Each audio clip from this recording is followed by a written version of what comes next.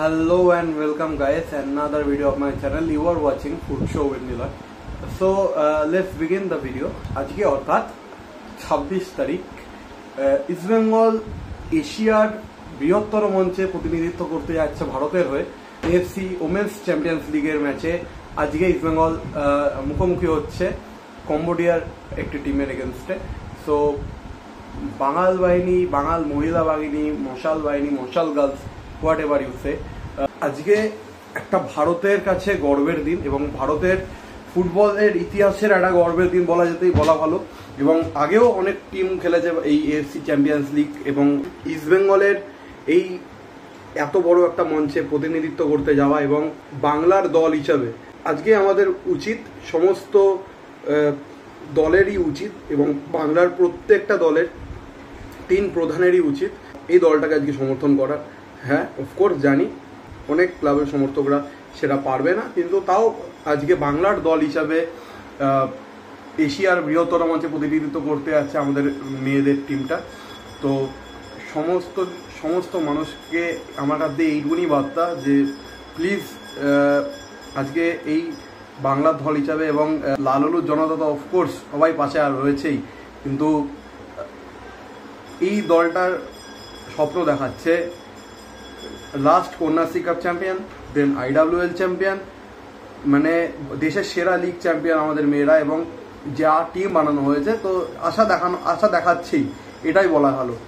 তাছাড়াও নতুন এবছর কিছু রিক্রুট হয়েছে। লাস্ট ইয়ার আমরা আমাদের টপ স্কোরারকে আমরা সে অন্য এক ক্লাবে সাইন করেছে তার ফলে, এবং লাস্ট ইয়ার আমরা IWL চ্যাম্পিয়ন হয়েছি, কিন্তু IWL এর লাস্ট ইয়ার যে গোল্ডেন বুট উইনার ফাজিলা, তাকে এবছর আমাদের নতুন রিক্রুট করা হয়েছে। টপ গোল স্কোরার ছিল লাস্ট ইয়ার IWL এর। লাস্ট ইয়ার আমরা দেখেছি যে ইস্ট বেঙ্গল ডমিনেট করে প্রত্যেকটা ম্যাচ ফাইট করে ম্যাচ বের করেছে, এবং মেয়েদের যে টিমটা যে পরিমাণে স্ট্রং করা হয়েছিল, লাইক সঙ্গীতা ওয়াসপোর্ট থেকে শুরু করে সন্ধি মাইতি, রিয়া সরকার, দেবলীনা ভট্টাচার্য, এদের মতো ফুটবলার, তরুণ আমাদের বাঙালি ফুটবলারদের একটা ঝাঁকঝাঁক ভিড়ের মধ্যেও কিন্তু অনেক বড় বড় নামও ছিল, যাদের মধ্যে সৌমিয়া গোগুলা যারা ইন্ডিয়া ন্যাশনাল টিমকে রিপ্রেজেন্ট করে, পান্থই আমাদের গোলকিপার। তাছাড়াও কিন্তু যদি ফরেন কোটায় বলি তাহলে তখন কিন্তু এলশাদাইকে আমরা পেয়েছিলাম, এলশাদাই, আচেমপং অ্যান্ড রেস্টিন আনসেরি, মহরিন, এদের মতো ফুটবলারকে আমরা পেয়েছিলাম। বাট আনফর্চুনেটলি এলশাদাইকে আমরা ধরে রাখতে পারিনি, এবং এলশাদাই অন্য ক্লাবে সাইন করেন। ভালো অপরচুনিটি ছিল তার থেকে, এবং আমরা এবার আরও টিমটাকে যেন ওই এলশাদাই রিপ্লেসমেন্টটা যেন আরও ঝাঁকজমকপূর্ণ হতে পারে, তার জন্য কিন্তু আমরা নতুন সাইনিং করাতে পেরেছি ফাজিলা ইকিয়াপুতকে।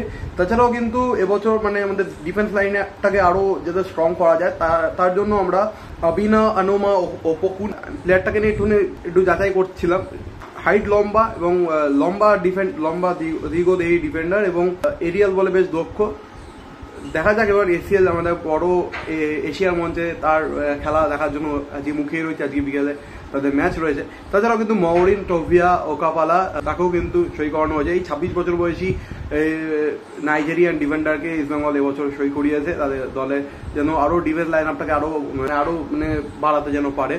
তাছাড়া আগের বছরে কিন্তু রেস্টিন আনসিটিকে আমরা কিন্তু এক্সটেন্ড করতে পেরেছি। তাছাড়া ফাজিলা ইকিয়াপুত মতো টপ গোল স্কোরার এবছর আমাদের দলে কিন্তু রয়েছে। এটা গেল কিন্তু ফরেনার অপশান। আমাদের সত্যি ফরেনার অপশানে মানে ইস্ট বেঙ্গল টিমে, ফিমেল টিমের ফরেনার এবং top quality foreigner east Bengal team, এবং কতটা কেমন পারফরমেন্স দিতে পারছে সেটার জন্য কিন্তু আমাদেরকে কিন্তু ওয়েট করতে হবে। ওয়েট করার জন্য আমাদের অপশান নেই। তাছাড়াও কিন্তু যদি ইন্ডিয়ান লাইন আপ, ব্যাক লাইনের কথা বলি, তাহলে আমরা চলে আসি সরিতা ইউনমান এবং আশালতা দেবী। এরা কিন্তু লাস্ট ইয়ার প্রুফ করেছে, ফুল দমে অনুশীলন করছে টিমের সাথে। আমাদের সরিতা ইউনমান অসাধারণ টপ কোয়ালিটি ফুটবলার, এত ভালো পারফরমেন্স করার পরেও আমার মানে অবাক লাগে যে সরিতা কেন ইন্ডিয়ান ন্যাশনাল ক্লাব পায় না, এত ভালো পারফরমেন্স করার পরেও। মানে সে IWL চ্যাম্পিয়ন, এর থেকে বেশি কি আর প্রমাণ করার আছে, তাই না? তো জানি না কতটা আরও কত প্রমাণ করতে হবে তাকে, তাহলে ইন্ডিয়া টিম হয়তো তাকে সে ক্লাব পাবে। তাছাড়াও কিন্তু আমাদের ছোটু, মানে বাংলার ছোটু সুলঞ্জনা রাহুল ন্যাশনাল টিম খেলে এসছে এবং গোল করছে। হয়তো শর্ট হতে পারে হাইট, তাকে আমরা ছোটু বলে ডাকি, কিন্তু ছোটুর যা স্পিড, সেই ছোটু কিন্তু ভারতের জাতীয় মঞ্চে কিন্তু কাঁপাচ্ছে, এবং আমাদের ইস্ট বেঙ্গল জার্সিতেও সে কাঁপিয়েছে, জাতীয় মঞ্চেও কাঁপাচ্ছে, এবার আমাদের মুখে মানে থাকার পালা যে এশিয়ার মঞ্চে ছোটু আমাদেরকে একদম তাক করে দিতে পারে কিনা ছোটু গোল করে। এবার সেটার জন্য আমাদের অপেক্ষা করতেই হবে।